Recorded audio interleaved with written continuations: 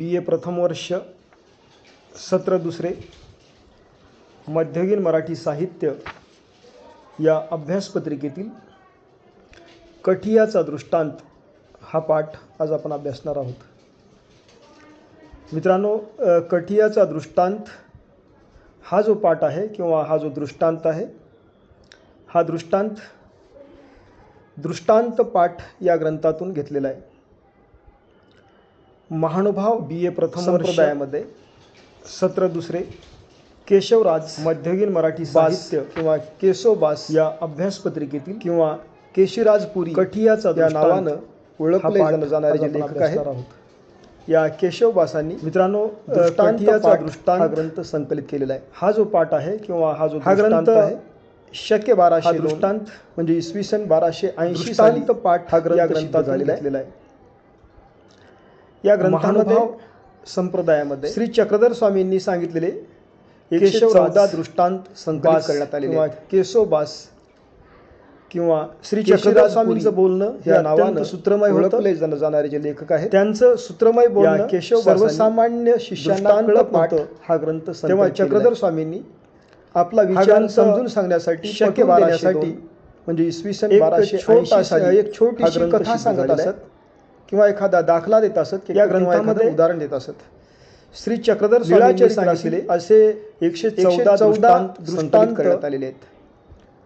एकत्रित करून संकलित चक्रधर स्वामींचं बोलणं हे अत्यंत सूत्रमय होतं. दृष्टांत पाठ त्यांचं सूत्रमय बोलणं सर्वसामान्य शिष्यांना कळत नव्हतं. तेव्हा चक्रधर स्वामी केशीराजबास आपला विचार समजून सांगण्यासाठी पटवून देण्यासाठी अत्यंत महत्त्वाचे साहित्यिक एक छोटीशी कथा सांगत असत. संप्रदायावर किंवा एखादा दाखला देत असत किंवा एखादं उदाहरण देत असत. आणि त्यांनी लीळाचरित्र पाठ असे सूत्रपाठ 114 दृष्टांत असे ग्रंथ लिहिलेले आहेत. एकत्रित करून लीळाचरित्रातील सर्व सूत्र बाजूला काढून केशवबासांनी दृष्टांत पाठ हा ग्रंथ आणि लीळाचरित्रातील 114 दृष्टांत संकलित करून किंवा दृष्टांत केशीराजबास हा ग्रंथ सिद्ध केलेला आहे. हे महानुभाव संप्रदायातले अत्यंत महत्त्वाचे साहित्यातून घेतलेली लीळा किंवा हा दृष्टांत संप्रदायावर त्यांची विलक्षण निष्ठा होती. कठियाचा दृष्टांत होय. आणि त्यांनी दृष्टांत कठियाचा दृष्टांत मूर्ती प्रकाश हा जो दृष्टांत आहे असे ग्रंथ लिहिले आहेत. मुळामध्ये लीळाचरित्र चक्रधर स्वामींनी बाजूला काढून त्यांनी सूत्रपाठ जो माहीम भट्टांनी लीळाचरित्रामध्ये आणि लीळाचरित्रातील 114 दृष्टांत संकलित करून केशवबासांनी दृष्टांत पाठ हा ग्रंथ त्या लीळाचरित्रातील असे 114 दृष्टांत आणि या वेगळे काढून पाठातून किंवा संकलित केली ही लीळा आणि दृष्टांत पाठ नावाचा ग्रंथ लिहिला. कठियाचा दृष्टांत पहा. दृष्टांत पाठ या ग्रंथातील 94व्या क्रमांकाचा हा दृष्टांत आहे. हा दृष्टांत कठियाचा दृष्टांत मुळामध्ये श्री चक्रधर स्वामींनी सांगितलेला आहे. चक्रधर स्वामींनी जो माहीम भट्टांनी लीळाचरित्र नावाच्या त्यांच्या शिष्याला सांगितलेला आहे. आणि केशवबासांनी या ठिकाणी मुक्कामी असत्या लीळाचरित्रातील असे 114 दृष्टांत वेगळे काढून श्री चक्रधर स्वामींनी किंवा संकलित करून त्यांनी नावाच्या शिष्याला नावाचा ग्रंथ लिहिला. हा दृष्टांत त्यांनी तर पहा दृष्टांत पाठ या ग्रंथातील 94व्या क्रमांकाचा हा दृष्टांत कठियाचा. कठिया म्हणजे कोण तर कठिया म्हणजे दृष्टांत श्री चक्रधर स्वामींनी गुरव म्हणजे कोण तर मंदिरामध्ये नावाच्या त्यांच्या शिष्याला सांगितलेलं आहे. ज्यांच्याकडे राहत होती त्यांना चिंपापी या ठिकाणी म्हणजे असं म्हणत असताना किंवा त्यांनाच 13व्या शतकामध्ये कठिया श्री चक्रधर स्वामींनी औसा नावाचे महादेवाचे वगैरे मंदिर होते. या मंदिरामध्ये त्यांनी पूजा अर्चा करण्याची जबाबदारी गुरुवाकडे राहत होती. आता पहा दृष्टांत त्यांनी शीर्षक वगैरे सगळ्या गोष्टी घेऊन यायचे आणि मंदिराची स्वच्छता करायची आणि मूर्तीची पूजा करायची ही जबाबदारी गुरु म्हणजे कोण तर मंदिरामध्ये म्हणून पूजा करण्याची जबाबदारी दृष्टांताचं शीर्षक आहे कठियाचा दृष्टांत म्हणजे गुरुवाचा म्हणजे असं म्हणत असत किंवा गुरुवाची किंवा त्यांना दृष्टांत म्हणजे 13व्या शतकामध्ये कठिया असं. आता पहा दृष्टांत पाठाची रचना या केशवबासांनी महादेवाचे वगैरे मंदिर होते. या मंदिरामध्ये मुळातले सगळे दृष्टांत पूजा अर्चा करण्याची जबाबदारी गुरुवाकडे राहत होती. त्यांनी सगळे वगैरे सगळ्या दृष्टांत संकलित करून आणि मंदिराची स्वच्छता करायची केशवबासांनी मूर्तीची पूजा करायची सिद्ध केला जबाबदारी गुरुवाकडे होती. दृष्टांत पाठामध्ये 114 दृष्टांताचे शीर्षक आहे कठियाचा दृष्टांताची रचना 3 भागात केली किंवा गुरुवाची कथा. दृष्टांत म्हणजे सुरुवातीला सूत्र आहे. आता पहा दृष्टांताच्या पाठाची रचना या केशवबासांनी कशी केली. त्याच्यानंतर दृष्टांत किंवा सगळे दृष्टांत लीळा चरित्रातले आहेत. आता श्री चक्रधर स्वामींचं जे बोलणं होतं ते दृष्टांत संकलित करूनमय होतं, ते प्रचंड प्रतिभावंत होते. केशवबासांनी दृष्टांत भाषेचे ते जाणकार होते, त्यांचा व्यासंग प्रचंड दांडगा होता पाठामध्ये. आणि ज्यांच्या 14 दृष्टांत व्यासंग असते त्या प्रत्येक दृष्टांताची रचना त्यांनी 3 भागांचं बोलणं हे सूत्रमय असते. म्हणून चक्रधर स्वामींचं बोलणं हे सूत्रमय होतं. त्याच्यानंतर चक्रधर स्वामींचं बोलणं आहे सूत्रमय होतं. त्याच्यानंतर स्वामी दृष्टांती किंवा दार्शनिक असं म्हणतात, आपल्या शिष्यांना उपदेश करत असतात. श्री चक्रधर स्वामींचं जे बोलणं होतं ते बोलणं अत्यंत सूत्रमय होतं, ते प्रचंड प्रतिभावंत होते. त्यांच्या शिष्यांना अनेक भाषेचे ते जाणकार होते, त्यांचा व्यासंग प्रचंड विचार पटवून देण्यासाठी, ज्यांच्याकडे विद्वत्ता असते, तत्वज्ञान पटवून देण्यासाठी चक्रधर स्वामी एखादा दाखला सूत्रमय असते. म्हणून चक्रधर उदाहरण देत असत सूत्रमय किंवा एखादी छोटीशी चक्रधर स्वामींचं बोलणं हे सूत्रमय होतं. अशा 114 कथा लीळा चरित्रामध्ये सूत्रमय शब्द आणि त्याचं संकलन शिष्यांना उपदेश यांनी केलेलं आहे. चक्रधर स्वामींचं म्हणजे दृष्टांतमय पाठ सर्वसामान्य या ठिकाणी या दृष्टांतामध्ये प्रत्येक दृष्टांताच्या सुरुवातीला आपला विचार पटवून देण्यासाठी चक्रधर स्वामींचं बोलणं तत्वज्ञान पटवून देण्यासाठी चक्रधर स्वामी ज्या सूत्राच्या एखादा दाखला दृष्टांत सांगितला ते एखादं उदाहरण देत असत. या ठिकाणी केशवदास अगोदर कथा सांगत असत. सुरुवातीला सूत्राची मांडणी कथा लीळा चरित्रामध्ये आलेली आहे. त्याच्यानंतर त्याचं संकलन केशवदास पटवून सांगण्यासाठी तो विचार त्या सूत्रातला विचार म्हणजे पटवून सांगण्यासाठी पाठ चक्रधर स्वामींनी या ठिकाणी कथा सांगितलेली आहे दृष्टांतामध्ये. आणि त्याच्यानंतर तिसरा भाग आहे सूत्र दृष्टांती किंवा चक्रधर स्वामींचं बोलणं सूत्रमय होतं. आता पहा सूत्र आणि ज्या सूत्राच्या स्वामींच्या मुखात त्यांनी दृष्टांत सांगितला दृष्टांत ते सूत्र चक्रधर स्वामींनी सांगितलं. या ठिकाणी केशवदास अगोदर दृष्टांतिक किंवा दार्शनिक जो आहे तिसरा भाग सूत्राची मांडणी केशवदासांनी लिहिलेला आहे. त्याच्यानंतर म्हणजे त्या दृष्टांताचा केशवदासांनी लावलेला अन्वयार्थ त्या सूत्रातला विचार पटवून सांगण्यासाठी चक्रधर स्वामींनी एक छोटीशी कथा अशा पद्धतीची. आणि त्याच्यानंतर तिसरा भाग आहे दृष्टांताची दृष्टांतिक किंवा आपल्या अभ्यासक्रमाला जो दृष्टांत आहे तो आहे कटियाचा दृष्टांत म्हणजे श्री चक्रधर स्वामींच्या मुखातला आहे दृष्टांत. आता सुरुवातीला स्वामींनी लिहिलेला आहे. आता आणि या ठिकाणी पहा दार्शनिक जो आहे तिसरा भाग तो मात्र केशव चक्रधर स्वामींनी लिहिलेला आहे. बाईसा नावाच्या त्यांच्या शिष्याला सांगितलेला आहे. केशवदासांनी लावलेला सूत्रार्थ बाई याला दृष्टांत किंवा दार्शनिक नव्हे परी. तर मित्रांनो अशा पद्धतीची दृष्टांताची रचना आहे पुरे. आणि आपल्या अभ्यासक्रमाला जो दृष्टांत आहे तो आहे सवे कठियाचा दृष्टांत म्हणजे गुरुवाचा धर्मापासून जाय. आता सुरुवातीला व्यावहारिक जीवनामध्ये आता या अनेक कृती अशा वाटतात पाहता ते पाप. श्री चक्रधर स्वामींनी बाईसा नावाच्या त्यांच्या शिष्याला हळूहळू माणूस पापाकडे सूत्रामध्ये प्रवृत्त होतो आणि पापातून पुढे पापाची परिपत्ती होय असा एक सोपा विधी करिता चक्रधर स्वामींनी बाईसेला सांगितलेला आहे. अविधी अविदेते प्रसवे म्हणजे माणसानं कोणत्याही गोष्टीच्या मोहापासून जाय. म्हणजे या ज्या गोष्टीमुळे माणसाच्या मनात मोह वाढतो अनेक कृती अशा ज्या गोष्टीमुळे पाहता ते वासनेकडे वळतो त्या गोष्टीपासून ती कृती केल्यानंतर हळूहळू माणूस पापाकडे वळतो. म्हणजे विरक्त लोक होतो आणि पापातून सगळ्या प्रकारच्या मोहापासून होते लांब राहिलं पाहिजे असा एक विचार चक्रधर स्वामींना सांगायचा. चक्रधर स्वामींनी बाईसेला सांगितलेला आहे. आणि ते कसं सांगतात पहा बाई म्हणजे माणसानं अविधी होय.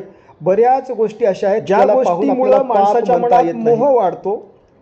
कुणाच्या तरी घरी जाऊन जेवण करणे पाप नाही त्या गोष्टीपासून एकदा जेवण केल्यानंतर हळूहळू माणसाला तशा जेवणाचा मोह तयार लोकांनी आणि हळूहळू माणूस त्या मोहाच्या आहारी मोहापासून आणि लांब राहिलं पाहिजे वाटचाल हळूहळू विचार चक्रधर सांगायचा होता. चुकीच्या वर्तनाकडे आणि ते कसं सांगतात पापाकडे होते आणि त्याच्यातून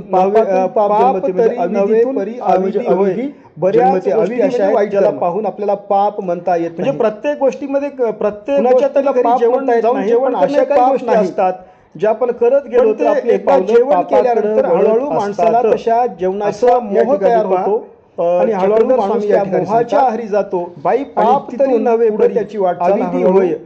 अविधी गोष्टीला पाप म्हणता येत नाही, कुणाच्या घरी वर्तनाकडे पाप नाही, म्हणजे पापाकडे होते आणि त्याच्यातून ती एक वाईट पाप जन्मते, म्हणजे वाईट कर्मच आहे विरक्ताच्या दृष्टीनं जन्मते अविधी म्हणजे वाईट. या ठिकाणी पहा अशा पद्धतीने आपण म्हणजे प्रत्येक गोष्टीमध्ये काय होईल हळूहळू अशा जीवनाबद्दल मोह अशा काही गोष्टी आणि माणूस त्या मोहात केलं तर आपले पावलं पापाच्या दिशेने पडत जातील असं म्हणून ते म्हणतात. विधी करिता चक्रधर स्वामी अविधी स्फुरे बाई अविधी नवे अविधी होय, म्हणजे वाईट गोष्टीला वाईट कर्माला जन्मते गोडधोड खाणे पाप नाही, अविधी अविधी आहे धर्मापासून एक वाईट वाईट कर्मच आहे विरक्ताच्या दृष्टीने हळूहळू धर्मापासून लांब जातो. पहा अशा पद्धतीने आपण पुण्य कर्मापासून लांब जातो तर काय होईल हळूहळू अशा जीवनाबद्दल मोह तयार होईल स्वामी आणि माणूस त्या मोहात पडेल आणि त्याची पावलं पापाच्या लोकांनी पडत शक्यतो कोणत्याही गोष्टीच्या ते म्हणतात विधी करिता करता हा विचार या ठिकाणी चक्रधर स्वामी सांगतात आणि त्याच्यासाठी अशा पद्धतीनं म्हणजे वाईट कर्म पुन्हा वाईट कर्माला जन्म देत असते. हा विचार सर्वसामान्य माणसाला कळतो धर्मापासून हा विचार सर्वसामान्य वाईट कर्मामध्ये गुरफटलेला माणूस बायसेला कळाला असेल धर्मापासून लांब जातो, औसेला कळाला असेल म्हणजे सगळ्यांना कर्मापासून लांब जातो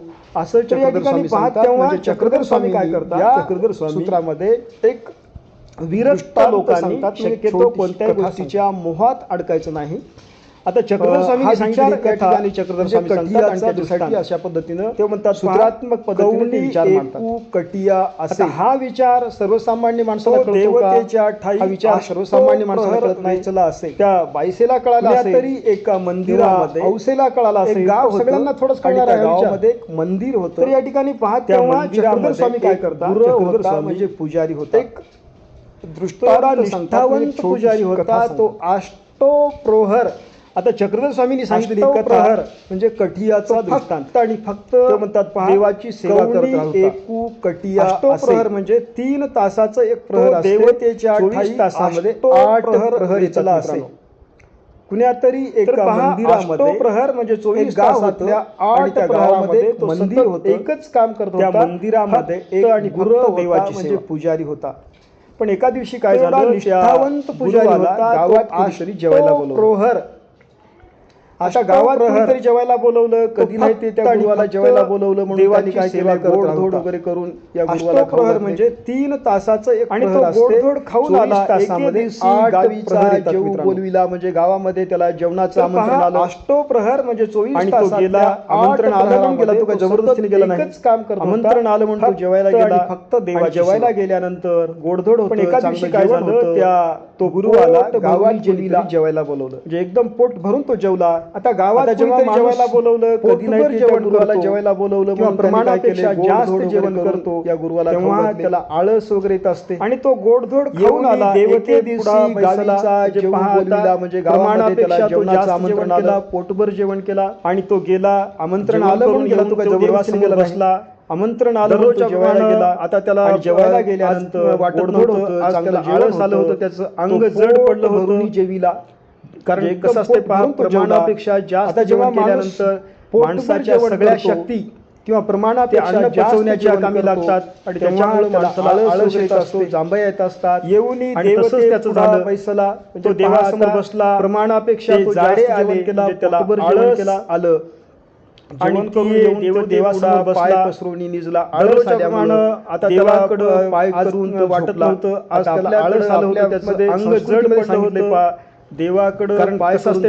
प्रमाणापेक्षा जास्त जेवण केल्यानंतर संस्कृतीमध्ये माणसाच्या सगळ्या देवाकडं पाय करून झोपला. अन्न पचवण्याच्या कामी लागतात आणि त्याच्यामुळे माणसाला आळस येतं, देवाकडं पाय करून झोपू नये आणि खाडच त्याचं झालं. तो देवासमोर बसला, उठला म्हणजे ते जाडे आले म्हणजे त्याला त्याच्या मनामध्ये कुठेतरी वाटलंय चुकीचं आहे आणि ती देवते पुढा पाय काही माझी आल्यामुळे माझे इथुले देवाकडं पाय करून तो झोपला. आता विचार करतो आपल्यामध्ये संस्कृतीमध्ये सांगितले आपल्याकडून चूक झाली, देवाकडे पाय करून झोप नये पाप आहे. पुन्हा त्याला विचार येतात, त्याच्या डोक्यामध्ये विचार येतात तो देवाकडे पाय एवढं सहन करत नाही काय. पुन्हा त्याला वाटलं एवढं सहन करत नाही का, सांगितलंय देवाकडे पाय करून झोपू नये. काय माझी माऊली म्हणजे माझा देव दचकून उठला, गजबजून उठला म्हणजे दचकून नुस आहे एवढं तो सहन करत. त्याच्या मनामध्ये कुठेतरी वाटलं देवतेकडे पाय पसरवणी निजला. काही माझी माझे एवढंही सहन करत नाही का म्हणून तो काय केला, पुन्हा तो विचार करतो देवाकडे पाय करून झोपला. झोप देवाकडे पाय करून झोप येरी दिसी. पुन्हा त्याला विचार त्याच्या डोक्यामध्ये विचार पाय लागते